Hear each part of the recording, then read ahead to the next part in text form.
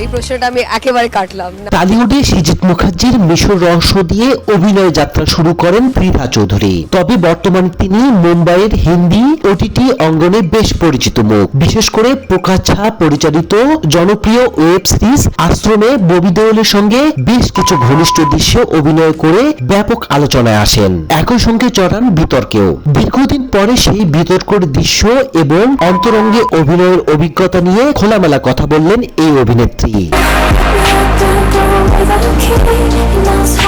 সাম্প্রতিক এক সাক্ষাৎকারে পৃথা স্পষ্ট জানান, পর্দার ঘনিষ্ঠ দৃশ্যগুলো তিনি মোটেই উপভোগ করেন না। চরিত্রের প্রয়োজনে পেশাদারিত্বের খাতিরে তিনি তা করেন। পৃথা বলেন, একজন অভিনয় শিল্পী যে সীমা মেনে কোনো চরিত্রে অন্তরঙ্গ দৃশ্য সম্মিলিত হয়েছে তার পিছনে অনেক নিবেদন থাকে। উদাহরণস্বরূপ, আশ্রমে আমার চরিত্র ছিল যৌনকর্মীর, তাই পর্দায় অন্তরঙ্গ দৃশ্য থাকতেই পারে। তবে শুটিং এর সময় আমি এটা উপভোগ করি না, এটি আমার কাজের মাত্র অংশ। People need to be a little smarter about it, right? It's just my job. It is a character. পর্নসাইটে দৃশ্য ছড়িয়ে পড়া নিয়ে ক্ষোভ, সিরিজ বা সিনেমার অন্তরঙ্গ দৃশ্য কেটে বিভিন্ন পর্নসাইটে ছড়িয়ে দেওয়া নিয়ে তীব্র ক্ষোভ প্রকাশ করেন অভিনেত্রী। তিনি মনে করেন এর দায়ভার প্রোডাকশন টিমের। পৃথা বলেন, প্রোডাকশন টিমের উচিত ছিল নিশ্চিত করা যে এ ধরনের অন্তরঙ্গ দৃশ্য যেন পর্নসাইটে ছড়িয়ে না পড়ে। এটি নির্মাতারও দায়িত্ব। কোনো কারণে ছড়িয়ে গেলে তা দ্রুত বন্ধ করতে হবে।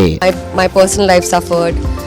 আমার মা বাবাকে অনেক কিছু বলেছে। রিলস ও দর্শকের ভুল ধারণা সামাজিক যোগাযোগ মাধ্যমে বর্তমানে পরিস্থিতি এবং রিলস বা শর্টের কারণে অভিনেত্রীদের কাজ আরো কঠিন হয়ে পড়েছে বলে মনে করেন তিনি। পৃথার ভাষ্য, এখন সিনেমায় অন্তরঙ্গ দৃশ্য রিলস বা শর্টসের ব্যাপারে ব্যাপকভাবে ছড়াচ্ছে।